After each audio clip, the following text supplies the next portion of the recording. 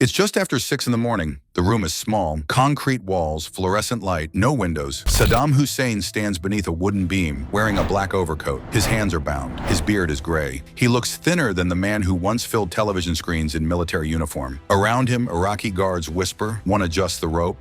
Another checks a document. In the corner, someone is holding a mobile phone. Not part of the official plan, but recording anyway. A noose is placed around his neck. In the background, voices begin chanting religious phrases. Executions are supposed to be quiet endings. Closed doors, official witnesses, clean documentation. This one wasn't. This one was meant to be seen. Within hours, the footage would reach televisions, websites, and phones across the world. Millions would watch. And that's the part most people never question. Why record it? Why rush it? Why allow it to leak? The hanging itself lasted seconds, but the consequences of that decision would echo for years, through civil war, political division, and a country still trying to rebuild itself. This wasn't just the death of a dictator, it was a message. The real question is, who was it meant for? To understand why Saddam's execution became public theater, you have to understand how he ruled. Saddam Hussein did not believe in quiet power. He believed in visible power. In July 1979, just days after officially becoming president, he gathered senior members of the Ba'ath Party inside a large hall in Baghdad. Cameras were rolling. The meeting was being recorded.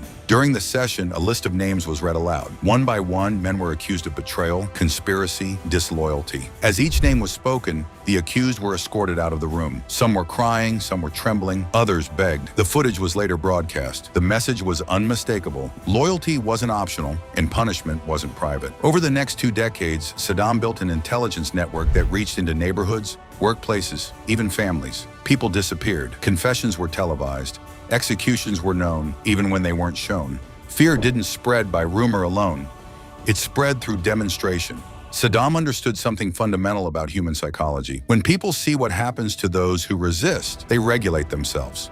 He ruled through spectacle, and in the end, he would die through spectacle. Power changes people, but protection changes them even more. In 1980, Saddam invaded Iran. He expected a short war.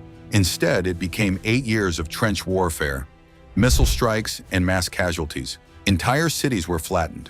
Chemical weapons were used. Thousands suffocated in clouds of poison gas. And yet, the world did not remove him. Western intelligence quietly assisted Iraq. Gulf monarchies sent billions in loans. The Soviet Union supplied weapons. France delivered aircraft. Saddam watched this carefully. Despite the brutality, despite the chemical attacks, despite the mass deaths, he remained in power. He drew a dangerous conclusion. If I am useful, I am protected. The lesson wasn't moral, it was strategic. As long as he served regional balance against Iran, he was tolerated. And when a leader survives that level of violence without being removed, something shifts internally. Caution fades. Confidence hardens into arrogance. He didn't just believe he was strong, he began to believe he was untouchable. In August 1990, that belief was tested. Iraq invaded Kuwait before sunrise. Saddam assumed the reaction would be familiar. Outrage, negotiation, maybe sanctions, but nothing existential. After all, he had just spent 8 years fighting Iran.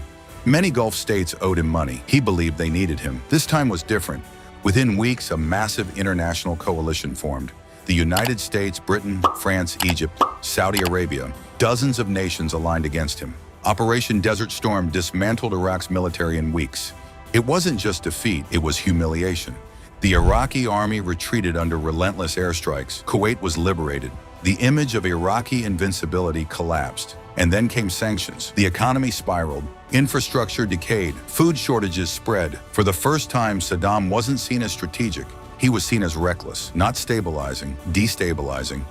And that shift from useful dictator to regional threat marked the beginning of his isolation. He still ruled Iraq, but internationally the protection was gone.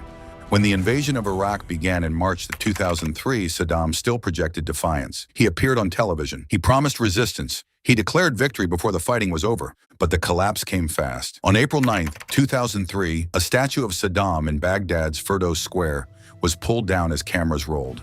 The image circled the globe. The symbol had fallen. Then Saddam vanished. For months, he moved between safe houses, relying on tribal networks near Tikrit. Rumors spread constantly. Some believed he was still coordinating resistance. Others thought he had fled the country. Then came December 13, 2003. U.S. forces pulled him from a narrow underground hole, the now famous Spider Hole. He looked nothing like the dictator who once wore tailored uniforms and dark sunglasses. His beard was long, His hair was disheveled. He appeared tired, smaller, almost ordinary, and that image mattered. Because myths die when reality contradicts them. The invincible strongman was now hiding underground. But there was one thing that kept the story unfinished. He was still alive. And as long as he was alive, the myth wasn't fully dead. When Saddam finally stood in court in October 2005, the charge wasn't the largest crime of his rule, it was the cleanest one.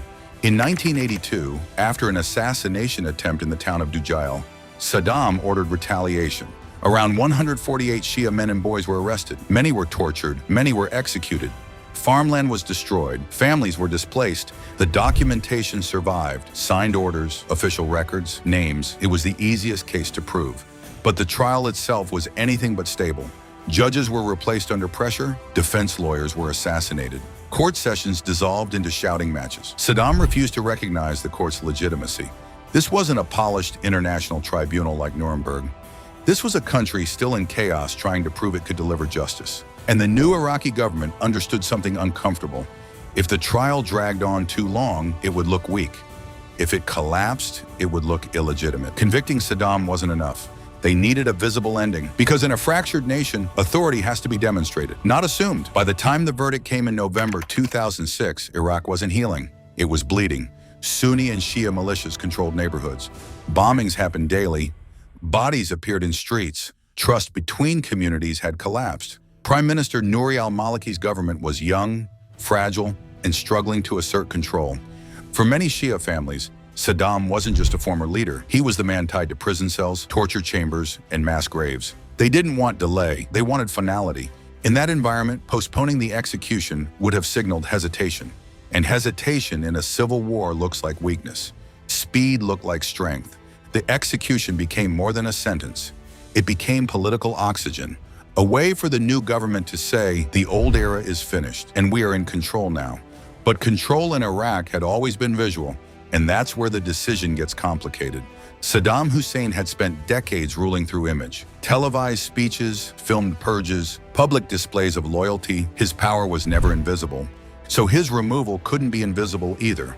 There were 4 reasons the execution had to be seen. First, martyr prevention. If Saddam died quietly, rumors would spread instantly. In a country shaped by conspiracy, secrecy feeds myth. A hidden death could turn him into a symbol. Second, ending the culture of doubles. For years, Iraqis whispered about body doubles and secret escapes. Even after his capture, some believed he wasn't the real Saddam. A recorded execution ended speculation. Third, asserting authority. The new Iraqi government needed proof that it controlled its own destiny, not the Americans, not militias, proof. And finally, American optics. The US needed closure. A visible execution meant regime change had a concrete ending. But beneath all of that was something deeper. Saddam ruled through spectacle. And when a dictator builds power through spectacle, his removal must also be spectacle. Otherwise, the fear lingers. The rope wasn't just punishment, it was theater. And theater changes perception faster than policy ever could.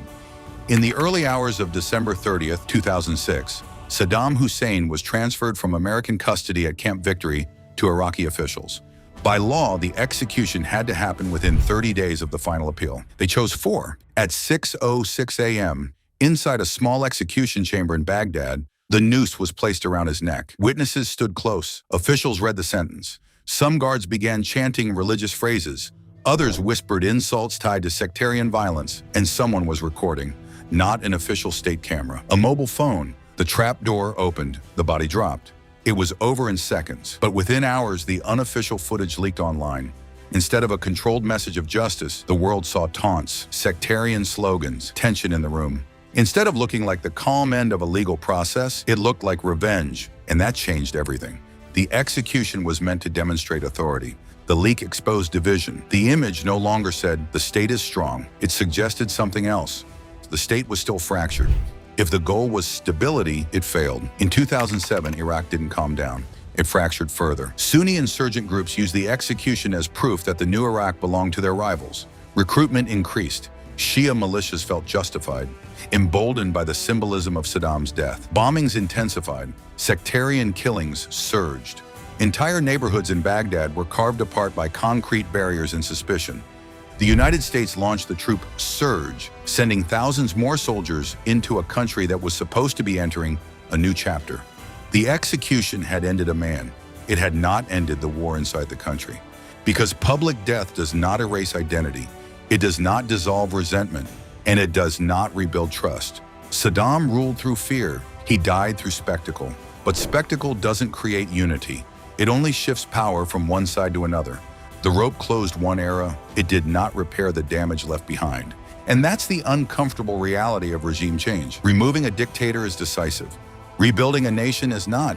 If you want deeper breakdowns of how power rises, rots, and reshapes entire countries, subscribe to Power Rot, where we analyze not just how leaders fall, but why their systems collapse in the first place. Because history isn't just about events, it's about patterns, and the patterns repeat.